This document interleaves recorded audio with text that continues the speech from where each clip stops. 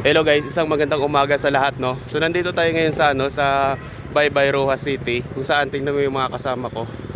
Yan, so kung pupunta kayo dito guys, tingnan niyo yung paligid. Very safe.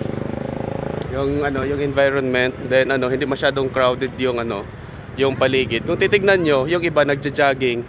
Then yung iba naman, lang maaga pa nakikipagchismisan, nagtatambay. Then syempre kung gusto mong kung gusto mong maligo, gusto nyong maligo, yan, malawak yung swimming pool. Tignan natin mabuti. Yan. Kung tingnan niyo yung paligid, yan. Kung hindi ka marunong lumangoy, dito ka lang, then dyan, tambay-tambay lang, kunyari concern.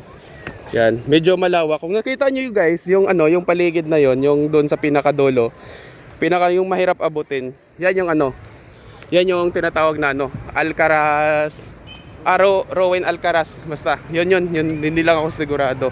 Then meron kayong isla dito nga nakikita yung paligid na yan. Yan. Hindi pa ako nakapunta pero lagi niyong tandaan. Hangga't nabubuhay ka at wala ka pang sakit, makakarating ka doon. At syempre, pangarapin mo na marating mo para parts of your motivation every day. So yan, medyo malawak yung natin, yung area. So kung gusto niyo mag-jogging dito guys, dapat agahan nyo din. Makikita nyo kami dito. Pag nandito kami, syempre magising kayo ng maaga din, makakita kayo ng gwapo din. Yan. Meron tayong mga kasama dito. So yun lang guys, maraming salamat sa panonood sa aking video.